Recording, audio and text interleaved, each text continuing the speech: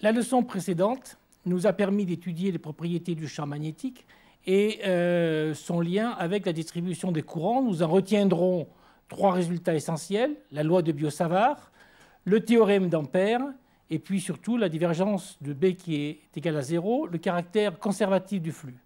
Cette deuxième leçon va nous permettre de définir une autre composante essentielle du champ magnétique, le potentiel vecteur qui est associé au champ magnétique, et ses relations également avec le courant. Le plan de la leçon va donc être le suivant. Cette leçon donc portera sur le potentiel vecteur et le calcul des champs. Et dans une première partie, nous allons définir le potentiel vecteur A associé au champ, son origine, ses propriétés.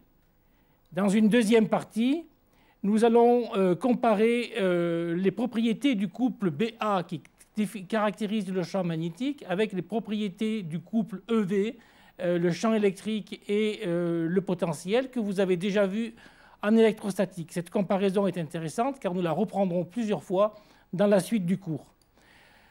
Nous nous intéresserons ensuite aux symétries du champ et du potentiel vecteur. Pourquoi? Parce qu'en fait, utiliser les symétries du champ et du potentiel vecteur permet de simplifier, comme nous le verrons, grandement le calcul, soit du champ, soit du potentiel vecteur, puisqu'on pourra passer de l'un à l'autre. Et dans une dernière partie, nous allons regarder quelques exemples justement de calcul de champ et de potentiel vecteur, en particulier deux exemples que j'ai choisis, l'un qui est celui d'un plan infini parcouru par un courant, et surtout le cas du dipôle magnétique qui est particulièrement intéressant. Nous allons donc commencer avec la première partie qui est la définition du potentiel vecteur associé au champ B. Pour cela, rappelons-nous quelle est l'origine d'abord du potentiel vecteur, et pour cela rappelons-nous la relation que nous avons établie dans le chapitre précédent. La divergence de B, la divergence du champ magnétique, est égale à 0, ce qui induit le caractère conservatif, nous l'avons vu, de son flux. Or, nous savons que la divergence du rotationnel d'un vecteur est égale à 0. Donc, je peux très bien définir ici un vecteur A qui va être associé au champ magnétique, que j'appellerai le potentiel vecteur. Et ce potentiel vecteur est défini de la manière suivante, tout simplement par la relation B égale rotationnel de A. Et pour tout vecteur A satisfaisant cette relation, j'aurai bien sûr divergence de B égale à 0, donc le caractère conservatif du flux. Le potentiel vecteur que nous venons de définir, A, il est associé au champ magnétique de la même manière que le champ électrique E était associé à un potentiel scalaire V, comme vous l'avez vu en électrostatique. Regardons maintenant quelles sont les propriétés du potentiel vecteur. La première, en fait, est reliée au flux du champ magnétique à travers une surface S s'appuyant sur un contour C que nous avons défini, étudié dans le chapitre précédent. On rappelle que ce flux, c'est l'intégrale à travers la surface S du produit du champ magnétique par le vecteur ds. Compte tenu de la définition de B en fonction de rotationnel de A, eh bien cette intégrale, c'est aussi ce flux, c'est aussi l'intégrale à travers S de rotationnel de A ds. Rappelons-nous ce que nous apprend le théorème de Stokes que nous avons déjà vu dans le chapitre précédent. Il permet de relier le flux d'un vecteur à travers une surface, ici ça va être rotationnel de A, avec la circulation de ce vecteur le long du contour sur lequel s'appuie la surface. Je peux donc écrire que le flux à travers S de rotationnel de A ds est égal à l'intégrale sur le contour C sur lequel s'appuie la surface S du produit ADL, ce qui me permet de redéfinir à nouveau le flux du champ magnétique. Évidemment, comme on l'avait vu, le flux ne dépend pas de S, ce que redémontre d'ailleurs cette relation. Le flux ne dépend pas de S, mais du contour C sur lequel s'appuie cette surface S. C'est à nouveau le caractère conservatif du flux que nous avions étudié précédemment. Donc, voilà pour la première propriété du champ magnétique, du potentiel vecteur, pardon.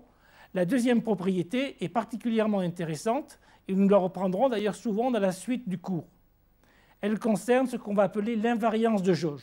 De quoi s'agit-il? Si je définis un nouveau potentiel vecteur A', comme la somme d'un premier potentiel vecteur plus le gradient d'une fonction f. La seule condition dont j'ai besoin ici, c'est que la fonction f, pour que je puisse prendre son gradient, soit dérivable. Et je calcule le champ B' associé à ce potentiel vecteur A'. Un peu de calcul vectoriel me donne que B', c'est le rotationnel de A', c'est bien sûr aussi le rotationnel de A plus le rotationnel du gradient de f. Or, le rotationnel d'un gradient d'un scalaire est nul, donc je retrouve rotationnel de A. Donc en fait, A' et A me donnent le même champ magnétique. C'est ce qu'on appelle l'invariance de jauge. Le potentiel vecteur est défini à un gradient près, le gradient d'une fonction. Comme vous l'avez vu, en électrostatique, le potentiel V était défini à une constante de près. Donc l'invariance de jauge me permet finalement de rajouter une condition supplémentaire sur le potentiel vecteur. Exemple, nous allons prendre un choix de jauge qu'on appelle la jauge de Coulomb, et je peux rajouter une condition supplémentaire. Je vais rajouter cette condition supplémentaire, je vais rajouter que la divergence du potentiel vecteur est nulle. Nous avons le droit, puisque nous avons un choix aussi grand que nous voulons de potentiel vecteur. Si je fais ça, nous allons pouvoir retrouver une nouvelle définition de la forme locale du théorème d'Ampère. En effet, vous vous rappelez la forme locale du théorème d'Ampère que nous avons vue dans la première leçon, dans la leçon précédente, c'est rotationnel de B égale μ0J, où J est la densité de courant. Comme B est égal au rotationnel de son potentiel vecteur, je peux calculer le rotationnel de B qui est égal au rotationnel du rotationnel de A. Le calcul vectoriel nous apprend que c'était aussi égal au gradient de la divergence de A moins le Laplacien vectoriel de A. Je suppose bien sûr que vous connaissez la définition du Laplacien vectoriel. On voit très bien effectivement que la jauge de Coulomb va nous permettre de simplifier cette expression puisqu'elle consiste à prendre tout simplement divergence de A égale 0. Et à ce moment-là, la forme locale du théorème d'Ampère se ramène à rotationnel de B égale μ0J égale moins le Laplacien vectoriel de A. Si vous vous rappelez, ça doit vous rappeler quelque chose en électrostatique. On peut comparer la relation que nous venons de définir avec l'équation de Poisson en électrostatique qui, elle, définissait le Laplacien scalaire de V qui était, lui, égal en moins ρ sur epsilon 0 où ρ est la densité de charge. Donc on a vu ici un lien entre densité de charge et potentiel et nous venons pour le champ magnétique de définir un lien entre densité de courant et potentiel vecteur. Nous avions tout à l'heure défini à travers la loi de Biot-Savart le champ magnétique à partir de la distribution de courant. Est-il possible d'établir une relation qui lie le potentiel vecteur avec la distribution des courants?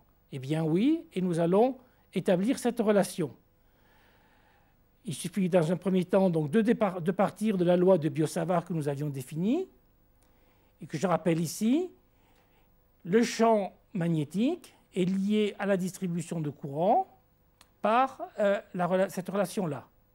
Nous allons de nouveau faire un petit peu de calcul vectoriel pour faire apparaître en fait l'expression du potentiel vecteur A. Première équation, je rappelle ici donc la loi de Biot-Savart et le premier terme qui est ici, qu'on avait d'ailleurs déjà étudié dans la leçon précédente, peut se mettre simplement sur la forme suivante. UPM étant le vecteur unitaire dans la direction PM, eh bien PM sur PM3 est en fait rien d'autre que le gradient de 1 sur PM. Donc, le champ magnétique peut s'exprimer comme μ0 sur 4pi, l'intégrale sur le volume V du gradient de 1 sur Pm vectoriel J multiplié par dV qui est l'élément de volume.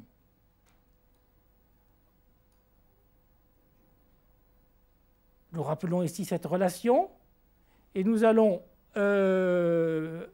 pouvoir l'écrire d'une manière différente en utilisant à nouveau une relation du calcul vectoriel qui me permet d'exprimer en fait le rotationnel d'un vecteur multiplié par un scalaire. Donc, le vecteur ici c'est J et le scalaire c'est 1 sur Pm.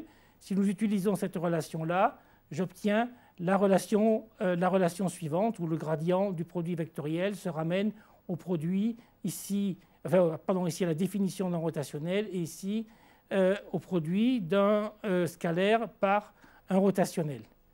Cette expression-là, en fait, elle se simplifie. Hein, le deuxième terme va disparaître. Pourquoi? Nous l'avons déjà dit dans la leçon précédente, le rotationnel de J est égal à 0 parce que dans le calcul qui est ici, c'est la variable c'est M, or J ne dépend pas de M, donc le rotationnel de J est égal à 0. À ce moment-là, il nous reste donc pour l'expression de Bm, le terme qui est ici, c'est-à-dire que le champ magnétique est égal à mu0 sur 4pi, l'intégrale sur le volume, tout simplement, de rotationnel de J sur Pm dV. Or, eh bien, B, c'est rotationnel de A. Donc on voit qu'à partir de cette relation-là, je vais pouvoir définir une relation qui lie le potentiel vecteur A à la distribution de courant qui est ici. Cette relation est très simple, la voici. Le potentiel vecteur est lié à la distribution de courant par une relation qui est ici, mu0 sur 4pi, l'intégrale sur le volume de J sur Pm dV, qui est relativement simple.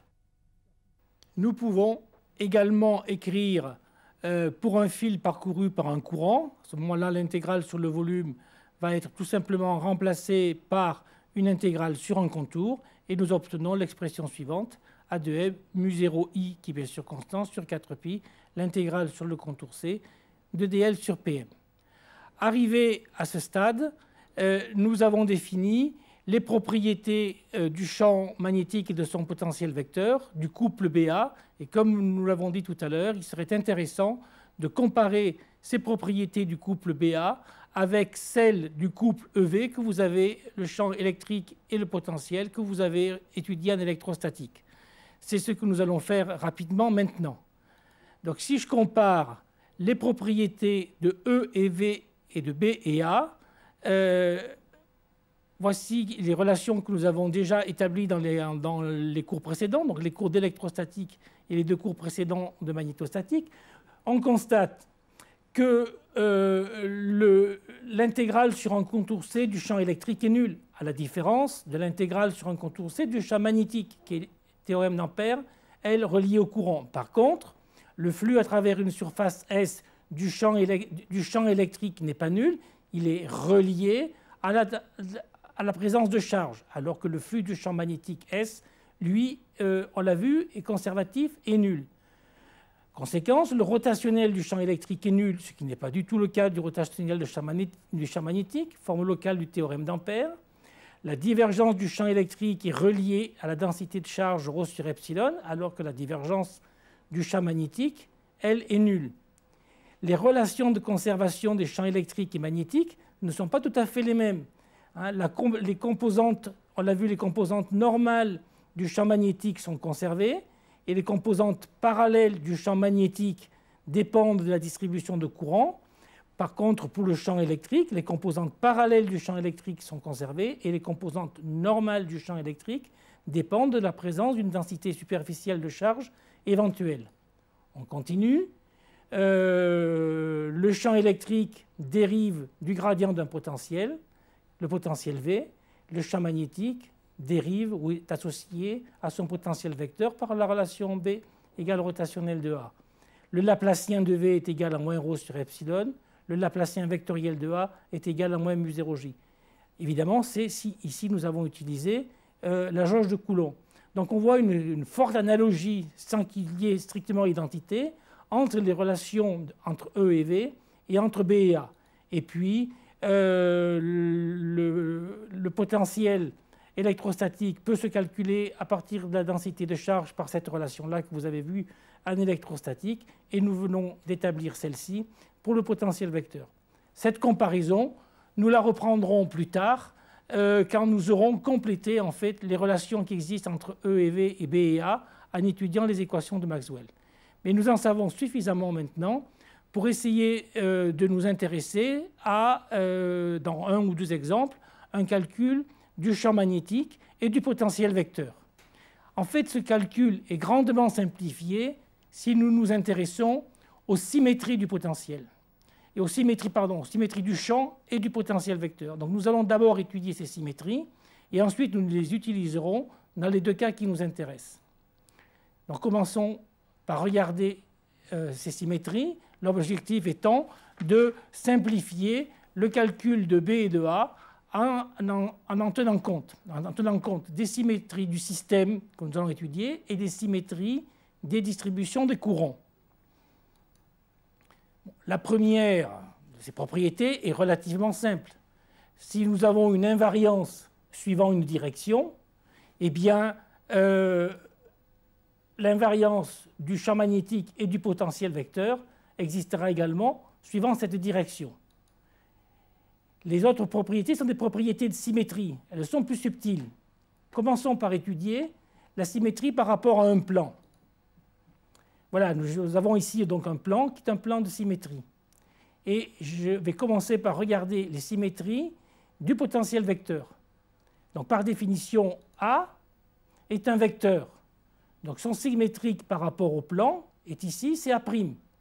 Donc si je regarde les composantes parallèles et perpendiculaires de A et les composantes parallèles et perpendiculaires de A', compte tenu de la symétrie entre A' et A, on obtient assez facilement les relations suivantes. C'est que A' parallèle est égal à A parallèle, A' perpendiculaire, par contre, de signe opposé à A perpendiculaire. Qu'en est-il des symétries de B quand je vais transformer le champ B en son symétrique B'? En fait, B n'est pas vraiment un vecteur. B, c'est le produit de deux vecteurs. Par exemple, quand nous avons établi la relation de Biot-Savart, c'est le produit du vecteur J par un vecteur PM, par un vecteur dans l'espace. Donc, il faut regarder les propriétés de symétrie des deux vecteurs pour construire le symétrique de B.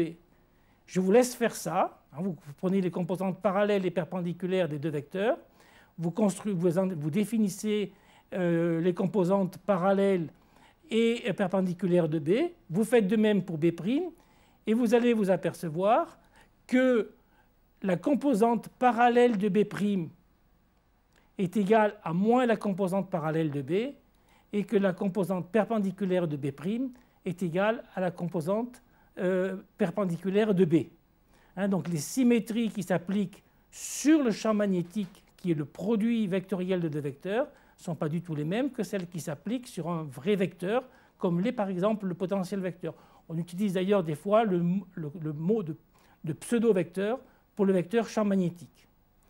Du coup, maintenant, regardons ce qui se passe si nous prenons un point sur le plan de symétrie.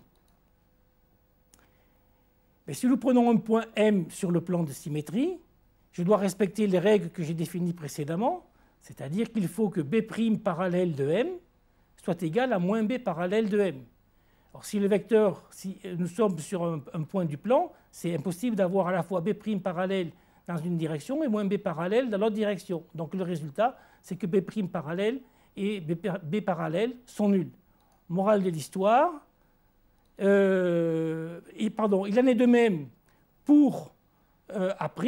Je vais avoir A' perpendiculaire de M qui est égal à moins A perpendiculaire de M, et la seule solution pour s'en sortir, c'est de les prendre tous les deux nuls.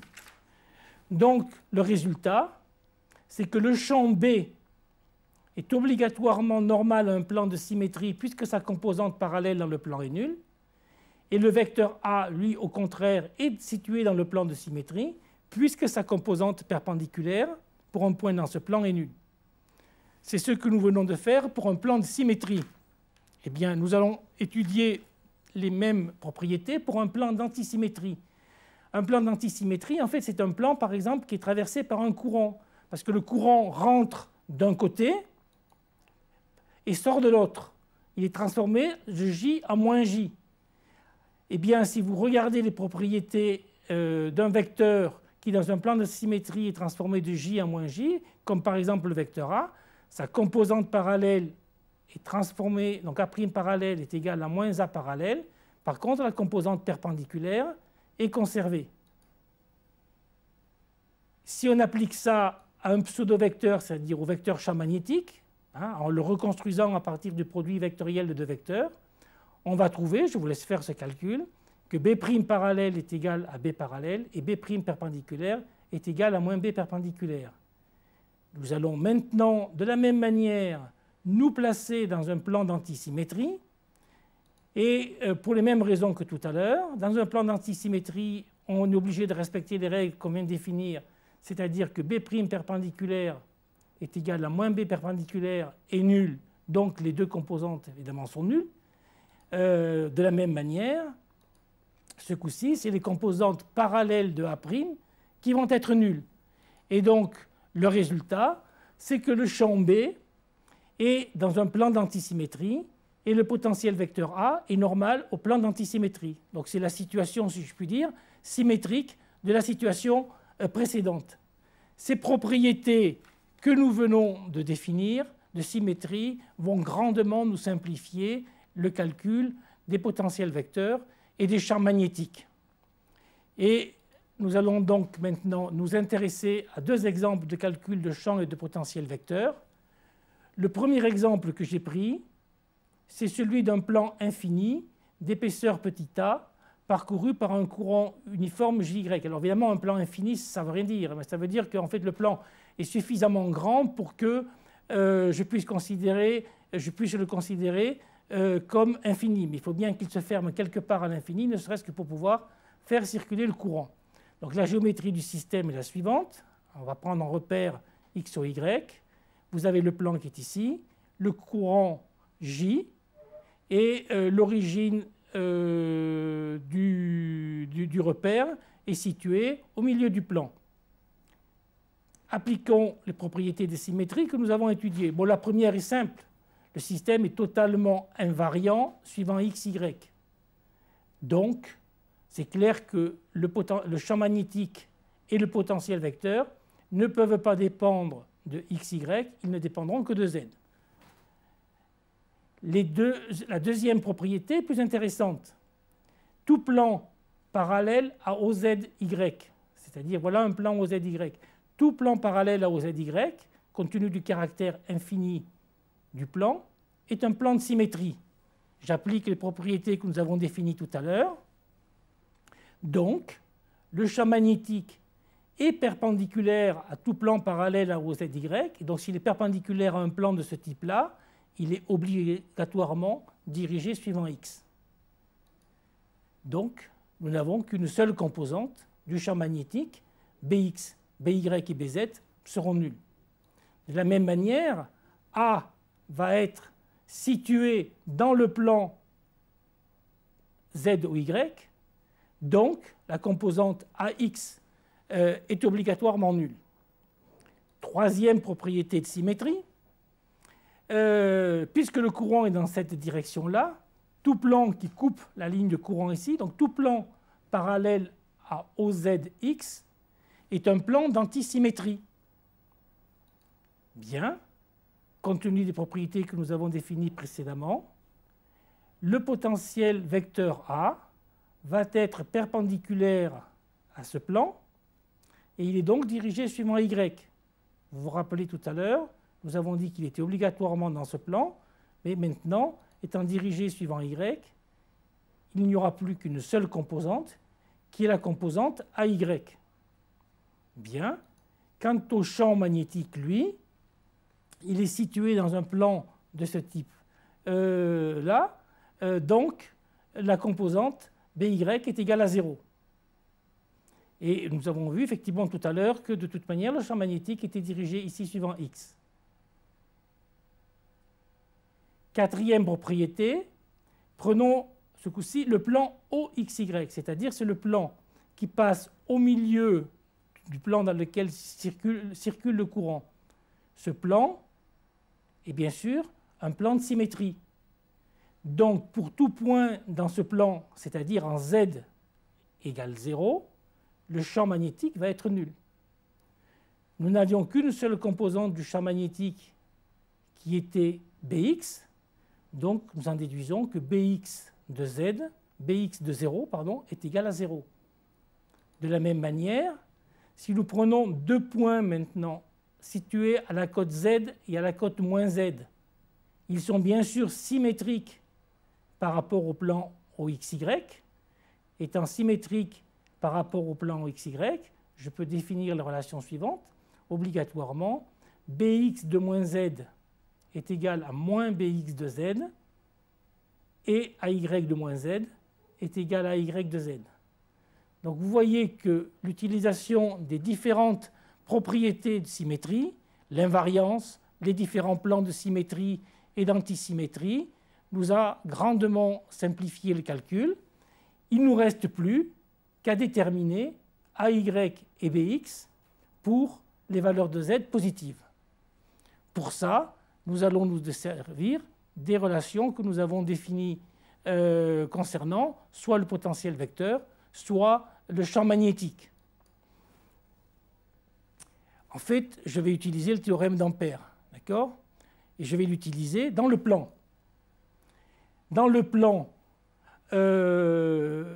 entre Z compris entre 0 et A sur 2, il y a une distribution de courant, donc la forme locale du théorème d'Ampère me permet d'écrire que rotationnel de B égale mu0j. Compte tenu de la définition du rotationnel d'un vecteur en coordonnées cartésiennes, en fait, et compte tenu du fait que la seule composante de B qui me reste, c'est Bx, j'obtiens dBx sur dz qui est égal à mu0j. Donc, Bx est égal à mu0 en intégrant, mu0jz, et je ne mets pas de constante, puisqu'il faut que pour z égale 0, le champ Bx soit nul. Donc voilà pour Bx. Dans le plan, en dehors du plan, j'utilise à nouveau le théorème d'Ampère, mais il n'y a plus de courant. Donc en dehors du plan, le rotationnel de B est égal à 0. Donc ça veut dire que Bx est égal à une constante. Et la continuité de B par rapport à la valeur en z égale A sur 2 ici, va me conduire à prendre que Bx est égal à mu0 j A sur 2. Donc, nous avons défini le champ magnétique de part et d'autre du plan. Vous voyez qu'il est symétrique, il est nul en z égale 0 et il varie ici linéairement à l'intérieur du plan. Voilà pour le champ magnétique. Il reste à regarder le potentiel vecteur. On va simplement se servir des relations qui lient le potentiel vecteur et le champ magnétique pour calculer A. La relation la plus simple, c'est B égale rotationnel de A. Même problème, nous sommes en coordonnées cartésiennes. Et compte tenu de ce que nous avons dit tout à l'heure sur le fait qu'il ne restait que Bx et AY, eh bien la relation qui lie Bx et AY est toute simple, c'est Bx égale moins D de AY sur dz. Je vais donc pouvoir calculer AY entre 0 et A sur 2. Il suffit d'intégrer une fois cette relation-là, compte tenu de la valeur de Bx que nous avions tout à l'heure. AY est tout simplement égal à moins mu0 j z2 sur 2, plus une constante que pour l'instant je n'ai pas définie.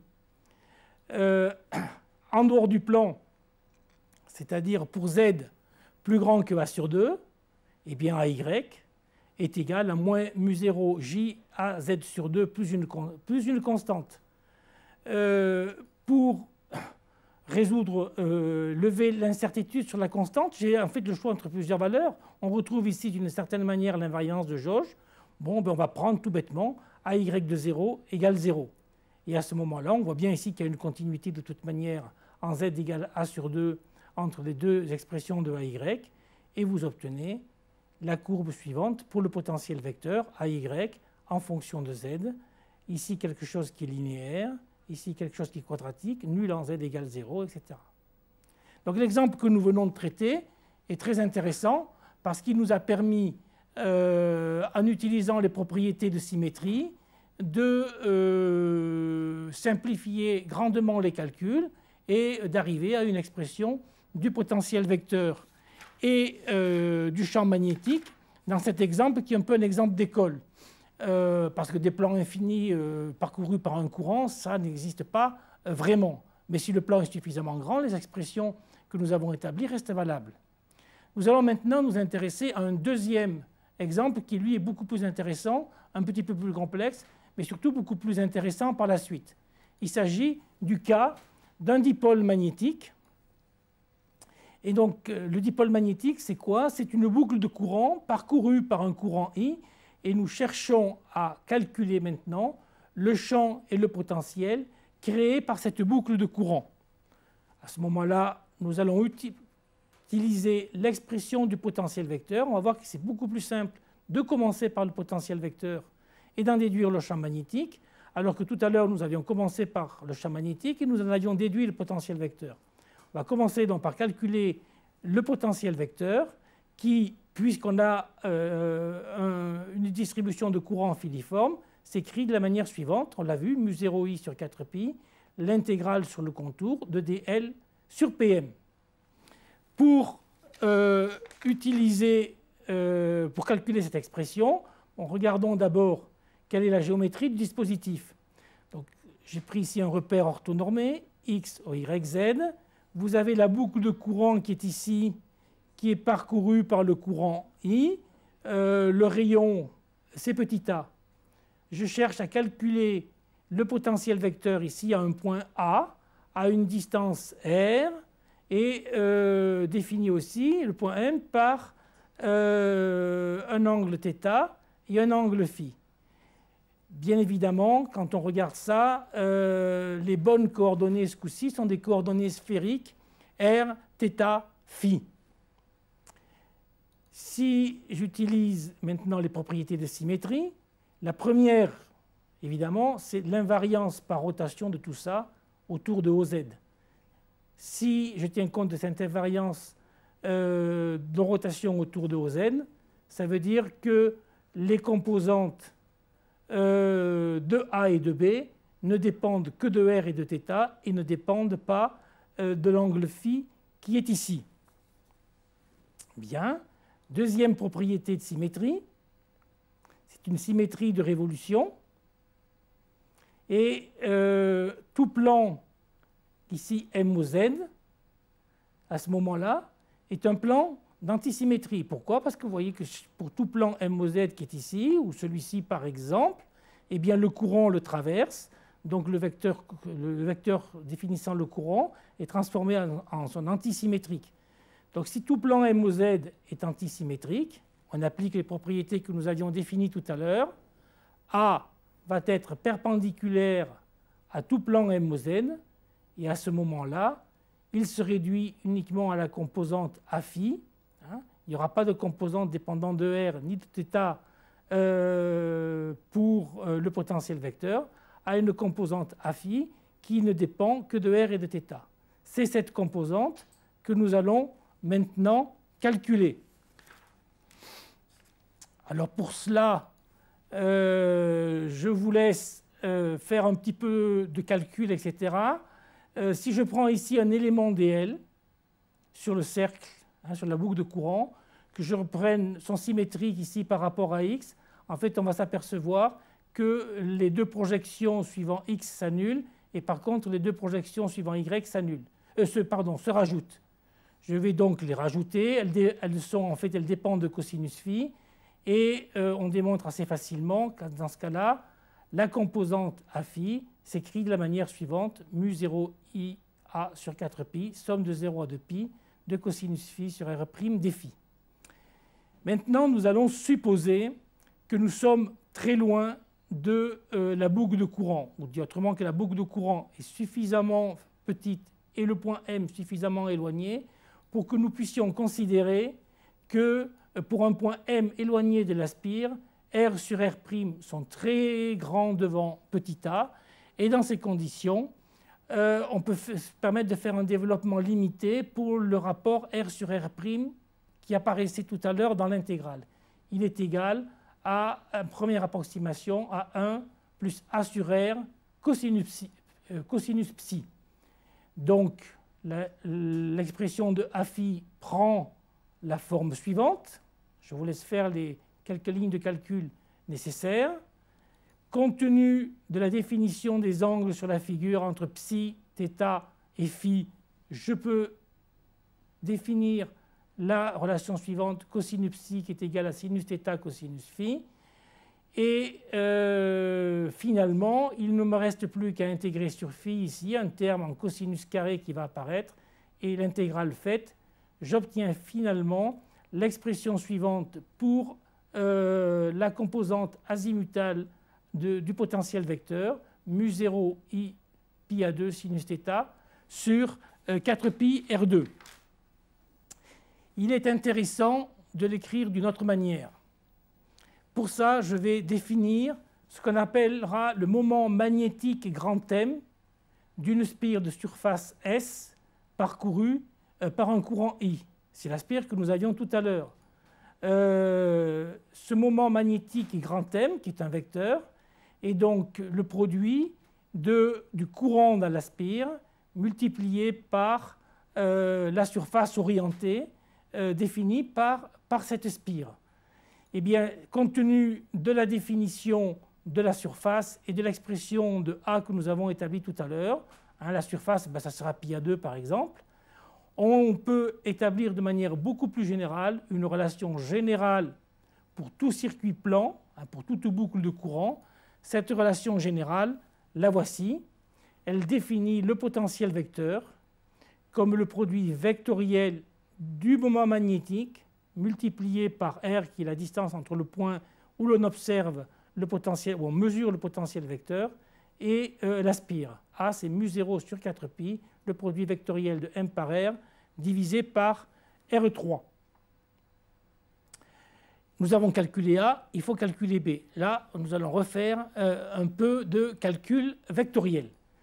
B, c'est le rotationnel de A, donc c'est mu0 sur 4pi, le rotationnel du produit vectoriel qui est ici. Une des relations du calcul vectoriel me permet de transformer le produit vectoriel, le rotationnel du produit d'un scalaire par un vecteur à une expression qui est ici.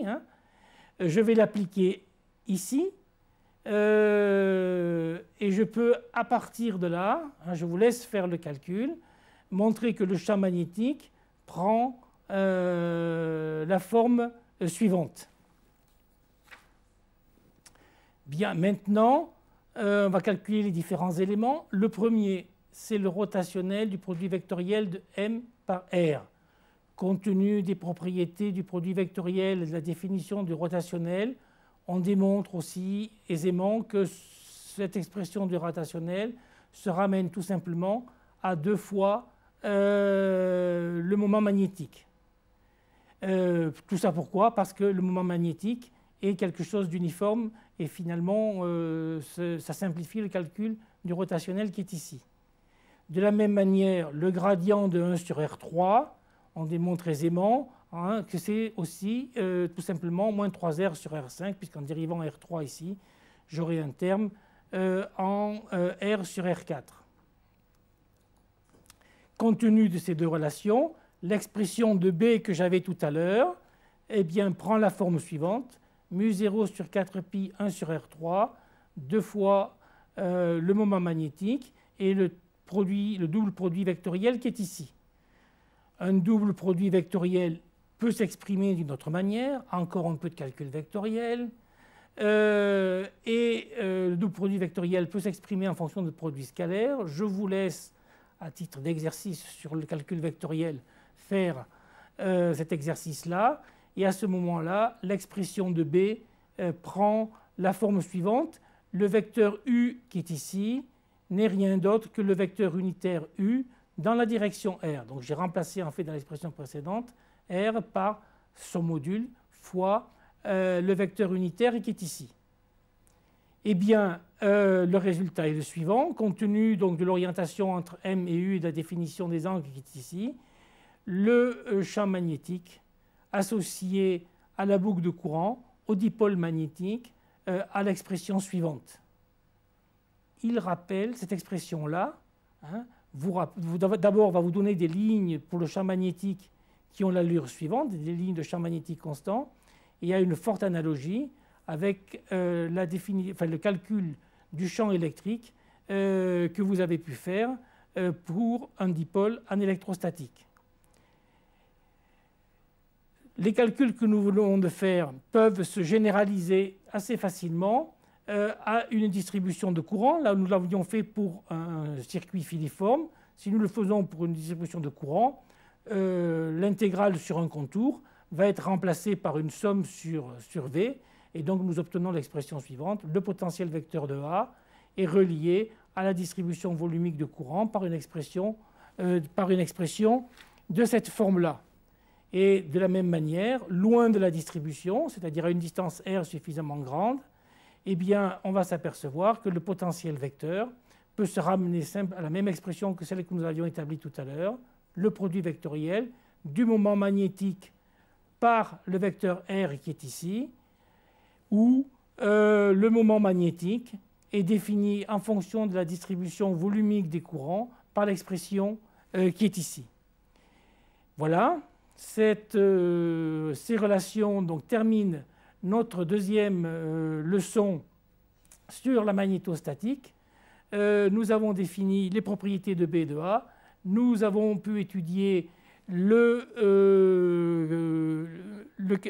expressions de B et de A et appliquer le calcul de ce champ magnétique et du potentiel vecteur à des cas relativement simples. Le plus intéressant des deux étant celui que nous venons de voir un peu rapidement, qui concerne le dipôle magnétique. La troisième leçon sera consacrée maintenant à l'étude de l'influence d'un champ électrique et d'un champ magnétique sur une distribution de courant.